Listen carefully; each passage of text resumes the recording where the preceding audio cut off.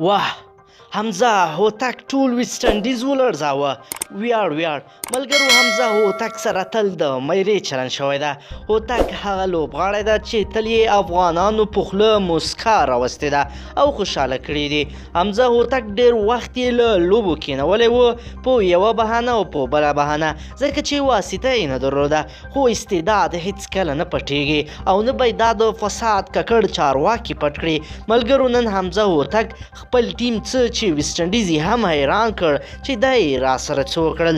درنو مینوالو، راځئ چې راپور وګورو حمزه هوتک څه داسې کړي چې نړۍ ورته حیرانه شوه او خپل قیمت یې په نړۍ کې اوچت کړ. درنو لیدونکو او مینوالو، السلام علیکم، وخت مو په خیر. د افغانستان او ویسټ انډیز د یوازینۍ ټیسټ لوبې نن دویمه ورځ ده چې ویسټ انډیز په خپله لومړۍ پاڼۍ کې 270 منډې وکړې او په افغانستان یې د 90 منډو برتري ترلاسه کړه. د ویسټ انډیز له لورې شماره بروکس ډېره په زړه پورې توپوهنه ترسره کړه او 111 منډې وکړې. همداراز جان کیمل 55 منډې ترلاسه کړې.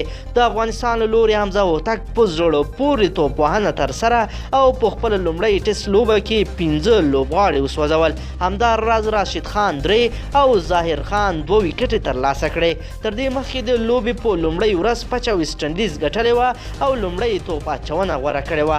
افغانستان په خپله لومړۍ پاڼۍ کې 180 منډې ترلاسه کړې وې چې جاوید احمدي 9، حمزه هوتک 4، افسر زازي 2 او احسان الله 4 منډې کړې وې. د ویسټ انډیز له لورې بیا راحکیم کورنوال په زړه پورې توپ اچونه ترسره او افغان لوبغاړي سوځولي وه. 2 لوبغاړي جیسن هولډر هم سوځولي وه او 1 ویکټ جومل وایرکن ترلاسه کړې وه. د یادولو ده چې دا د حمزه هوتک لومړۍ ټیسټ لوبه ده چې په زړه پورې توپ اچونه یې ترسره کړه او 15 لوبغاړي وسوځول او همداراز په لومړۍ پاڼۍ کې 34 منډې هم ترلاسه کړې. افغانستان په خپله دویمه پاڼۍ لږ ساعت کې پیل کړي چې لومړی به د ویسټ انډیز د لومړۍ پاڼۍ 90 منډې پوره کوي او له هغه وروسته به د ویسټ انډیز لوبډلې ته هدف ټاکي.